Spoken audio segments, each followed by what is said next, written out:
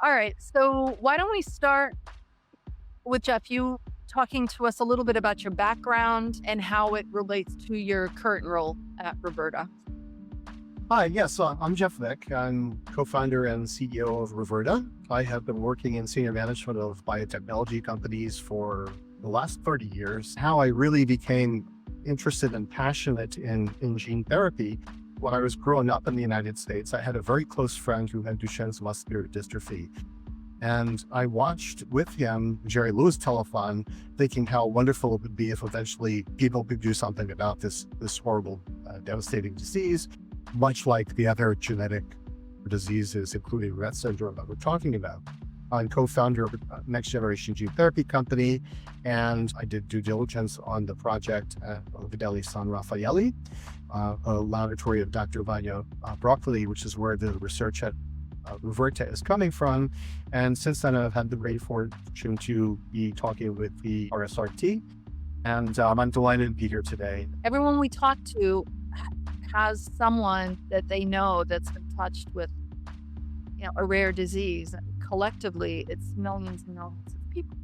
I think that that's absolutely true. Rett syndrome is actually one of the larger rare diseases. It's about number 10 in terms of the overall incidence rate for rare diseases. Tell us a little bit about the science behind Reverta. What makes this gene therapy that you're developing unique?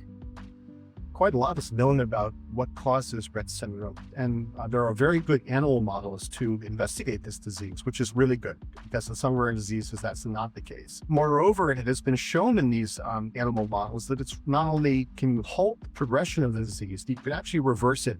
So that provides great hope that we can provide a therapy that would be effective for patients at various stages of the progression of this disease. We're using what we call a gene supplementation approach. So the challenges are, number one, getting the gene medicine into the brain cells and crossing the blood-brain barrier. The second is you have to keep it in the Goldilocks zone. If you have too little, you're just not effective. You're not treating the disease.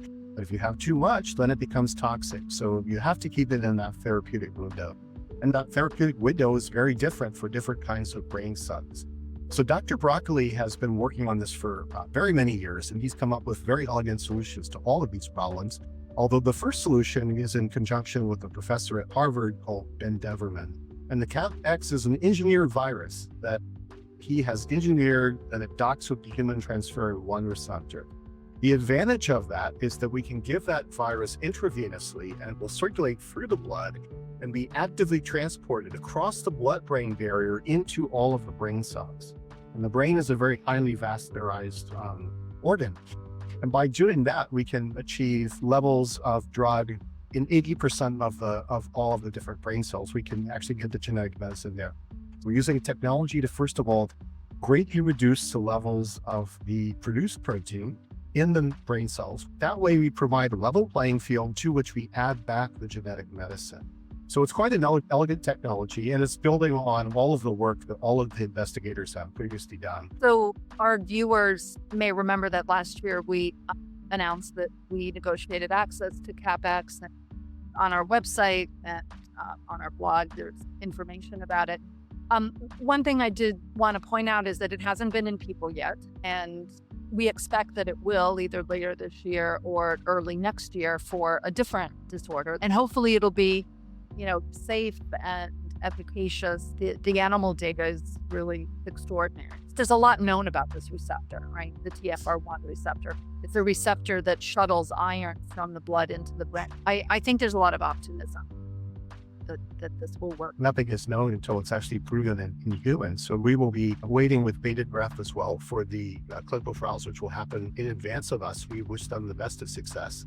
We have every reason to believe that it will be safe. This same receptor is being used to transport antibody products in humans already.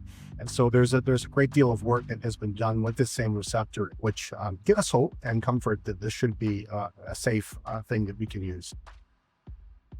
So Jeff, let's change course a little bit and talk a little bit about the business development. As if the science isn't challenging enough, then we also have, the business challenges. You've got to raise money, and manufacturing of viral products is very complex, very expensive. And then there's other things, right? You have to convince the regulators that your product should be approved. It needs to be commercialized. You need payers to actually pay for it, insurance companies or governments, right? How do we go from an idea in an academic lab and provide funding so that it can actually be made into a product?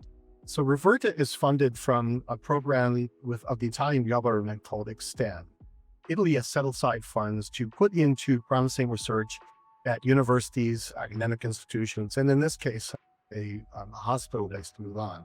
Your viewers may not know, but Italy is quite well known for its efforts in genetic medicine. They've been very, very strong in gene therapy and genetic medicine generally. Ospedale San Raffaele is world renowned for the research that they do, and they're particularly known for genetic medicine. So the Extend program funded the research in Dr. Broccoli's lab for several years. And then there are additional Extend funds that are available to actually form companies to commercialize the technology so that they can get to patients. So I was actually initially hired as a business and legal expert for Extend on this program and came to the conclusion that this was really state of the art in terms of what was available for treating Rett syndrome with genetic medicine. So I made the recommendation that yes, this makes sense to turn this into a company and try to bring the product forward into commercial development. The reason that it's so important to take a genetic medicine and put it into a company rather than academic research is that it is extremely complicated, very long, and extremely expensive to bring a genetic medicine, or frankly, any medicine, to the bedside of patients and ultimately to approval. We're expecting that if it goes like other genetic medicine trials have gone in Rett syndrome, that in total we would have about 18 patients or so. We will need to expand our trials to be in several international sites, so States and Europe and in Asia. And all total, that will probably cost on the order of about $50 million or possibly a bit more. We also need a sales and marketing distribution partner that is going to bring the medicine to patients and make it available at a cost that the insurance systems worldwide are going to be able to afford so that everybody can benefit from this medicine. One of my philosophies has always been kind of one big problem at a time, right? So let's get it in the first 2 or 3 patients. Let's see that it's safe. If, God willing, the results are transformative, then the program has momentum and it's not going to be a problem finding the funding, I think. That's correct. Tackling one big problem at a time. Exactly. So, what the questions that I always get from the Rett community, which I totally understand because they're the questions that are important for me too as a parent, is timeline and where are these first trials going to be? We want to do this, first of all, and most importantly, in a safe way. But secondly, we would like to advance this as rapidly as possible. So we're actually investigating a number of different possible approaches right now. One of them, which is tried and true, is to go in the United States first. The United States FDA system is very well understood. Ultimately, we will have European sites as well. We could consider to go in Europe first. Of course, Ospedale San Raffaele, which is where this genetic medicine comes from, is definitely going to be a site that we will consider either initially or in trial expansion. But we're also trying to consider how can we speed this up. So I'd say that probably the most likely is the United States, but we're also strongly considering Australia or other routes that allow us to get data more quickly. Okay, let's talk a little bit about how RSRT is helping Reverta. The expertise on both sides of the table is phenomenal. It's like a peer level senior management discussion that is incredibly collaborative in terms of what's the best way to do this? How do we do this? Who do we talk to? If you look at the triangle of the CapX technology from Harvard, you look at Reverta, which is coming from OSR, and you look at RSRT, there were independent contacts in all 3 arms of that triangle, if you will. And I think we realized that we shared a common vision for where this should go. Well, I have been absolutely delighted to be working with the RSRT over the last months. I've been working in the area of technology for 30 years. None of the relationships that we ever established were this much of a collaborative spirit. So I really think that this is a unique type of relationship in my experience, and hopefully it can be a model for how things can work successfully between patient groups and companies that share common interest going forward.